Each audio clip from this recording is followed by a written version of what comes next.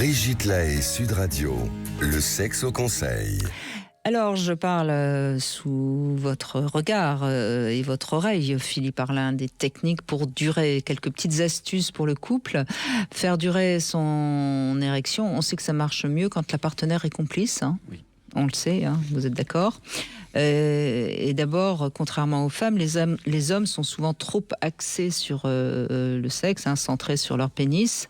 Et du coup, ils oublient un peu la sensualité, ils oublient que peut-être d'être un peu plus dans la sensualité, on est moins apte à éjaculer trop rapidement. Donc c'est important d'apprendre à se relâcher, à se relaxer, à toucher. Sortir de la pulsion, parce que c'est elle qui fait aller vite. C'est ça, et donc peut-être à toucher plus le corps et pas uniquement directement le sexe. Voilà.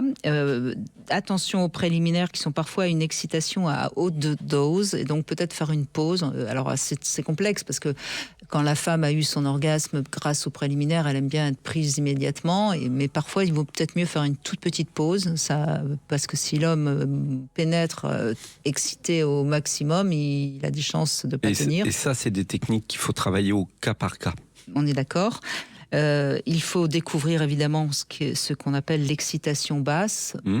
Donc ça, c'est pas être tout le temps en train de s'exciter.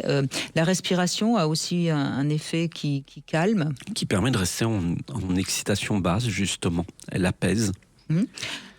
Plus on accélère sa respiration, plus on va augmenter la pression et le risque d'éjaculation. Voilà.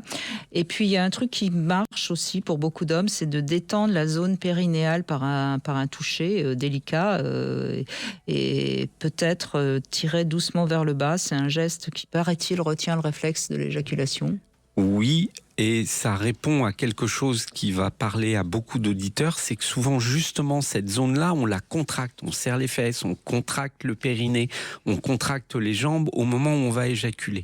Et il faut contrer cette tendance, parce que c'est cette tendance qui va venir chercher l'éjaculation. Pour faire très court, en fin de compte, on décide d'éjaculer quand on n'est pas éjaculateur précoce, et on fait un ensemble de petites choses, on accélère le rythme, on contracte, on fait plein de choses pour amener notre éjaculation.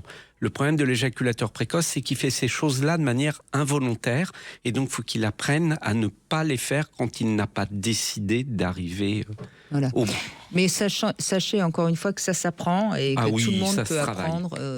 Ça peut être long, mais ça s'apprend.